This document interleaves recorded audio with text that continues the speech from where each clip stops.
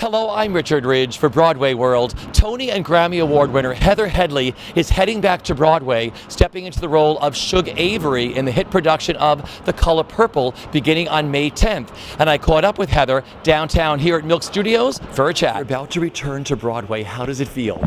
It feels amazing. It feels like your friends, you didn't get to see your friends for a little bit, and all of a sudden all your friends are back. They're like, welcome, come on in, sit down.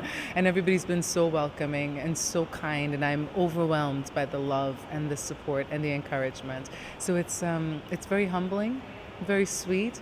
I'm nervous. It's kind of like the first time again, which I like, because this is Broadway, so why not? And The Color Purple, you had seen the production first. Tell me what you thought when you sat there looking at John Doyle's gorgeous production. I came in and saw the show and really thought to myself, well, I'm going to like it. That's what I thought when I sat down. I'm going to like it. It's going to be fun. I'm going to say, okay, great. I was with my husband, which is a good part to this story, and who's not a theater guy at all. And halfway through the show, I looked at him and he was crying and laughing out loud and face clenched, ready to fight for Celie. And I remember thinking, oh no, I think we're in trouble. He's gonna send me back. And at the end of it, he looked at me and he said, I love that show. And that was it. And I thought, if John Doyle, Cynthia, and Jennifer Danielle can reach out to my husband, who's not necessarily the biggest theater guy, there is something amazing in there. And I knew that, but I just thought it was coming from my theater heart. But the show is so special and so amazing that why not? I'm honored to be asked to do it. What a great role. Talk about this woman you're going to play. I know. She's a little different from the Princess of Nubia and the Nala. She's a little different, but same, I think maybe a cut of the same cloth. A little spunky, not little, a lot spunky. But she's broken.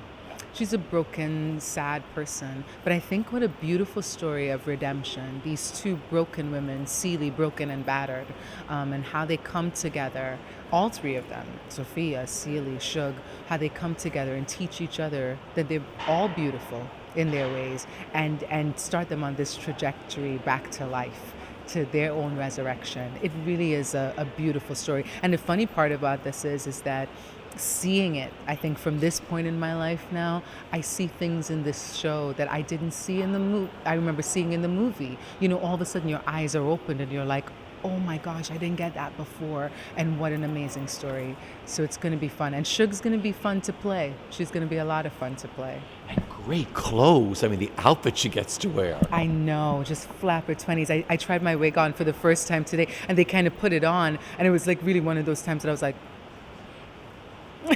oh, I might wear her out. So yeah, it's going to be a lot of fun wearing the clothes. You love those roles when you can just put on this completely different era, this completely different person, and turn into her. So she's going to be fun. That must have been incredible to look at yourself in the mirror, half done up as Shug, saying, I see her coming around the corner. Pretty much. You're Shug. Right, pretty much. She's like walking around the corner and saying, this is who I'm going to let you be for tonight. And with that said, I think there is that when you don the robes and don the clothes, that the character kind of says, and this is what I expect of you, Heather. This is what I would like her to be in your body. And it's completely different from the rehearsal room, because once that costume designer puts everything on you, it really starts defining who she is. So I'm looking forward to that even more every day, as putting more and more of the clothes on. You just started working with John Doyle. What has that experience been like? Amazing. They told me that he was going to be amazing, but he has far exceeded anything I could have thought of. The man is a genius. He is so amazingly technical and specific in everything he does, and encouraging and supportive, and kind of like a father figure. Just very, like, you sit there and you think, I just want to tell you everything I've done wrong. I kicked a person outside and I didn't do this right, because he really is. You want to confess to him to some extent. I told him yesterday, I said, John Doyle, I think I would follow you into battle if you said, hey, we're going to go to war. I was like, I wouldn't even know what the war was about, but I would be like, okay, let's go. Let's start it. So he is, and he's very intelligent, not only about everything, of course, but this piece especially, he can tell you what every chair means, what every line means, what this song and every bend of the note could. And I love working with him. It was just a great experience. So what's the first week been like for you? You're learning the score, you're learning your lines, you're learning your placement and everything. What's that been like for you? Pretty amazing to try to delve into this new person and to kind of strip away everything else, whether it be Heather or tell Aida, no, this is not your show, back up. We're not going to bring you, but to delve into this new person and see what she is, and to try to bring my own feelings to Shug, of course, with John's approval and his direction. It's been nerve-wracking, of course, because I want to do my best, but so fun. It's just always fun to be able to find a new character and find the way she speaks, find the way she walks and talks. I love these parts of the discovery, Not to mention, I've been walking around New York City and figured out I forgot which side 7th Avenue was to 8th Avenue. So I was like, I walked one way and I was like, wait, I'm on the wrong side of town, and I had to walk back. So that's been fun too. Times Square has completely changed. It's crazy. I was going to ask you, the last time you were here, Times Square was totally different when you were on Broadway before. Yeah, it was. And every time I've come in to do shows, when I come in to sing or do the concerts, it's kind of, I go from the airport kind of to the venue to the hotel and go out. And so Times Square, I kind of see it, but not even being in it, it's completely changed, how all the people, Elmo's on the corner and all this stuff going on. So I don't know, I feel like those people when we first moved into New York, 42nd Street, when they used to say, this used to be a different street. Now I'm kind of like that person, like, you kids, this used to be a different street. But it's fun. I love the development of it. It's just, there's no place on earth that is like that blockage. There's nothing like it. I was going to ask you, you were in England for the longest time, driving on the wrong side of the street. I was doing a lot of stuff on the wrong side of the street.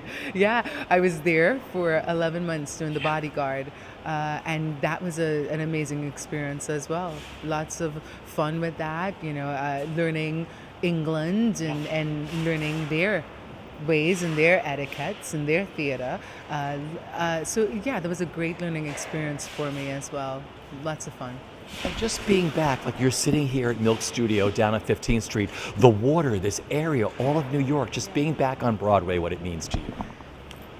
It's an incredibly overwhelming thing. I think sometimes we take it for granted when we do it, that this will continue forever, And I think what has happened with me is that in the time that I've gone, I've come to appreciate it even more. I appreciated it before, but just to understand what a great, amazing thing happens here, that people come in and see live theater, that people line up to see us do something that's so natural to our bodies. I mean, this is not a job. This is what I do. This is what my body naturally does. The fact that somebody pays me for it is sometimes like a little joke. Like, I would do it for free. Don't tell them I said that, but I would, because this is the only way I know how to express myself. And so to be able to do that for people at the top level and share a street with Lupita, share a stage with Cynthia, share a street with Audra McDonald and Brian Stokes Mitchell is a great, great honor and so humbling. And I think just even being of the Broadway community, the fact that you guys say I'm of Broadway calls me to be my best. That I have to make sure that it is my best that I'm bringing to this place, because that's what we're supposed to be known for. That's what that audience is coming to see.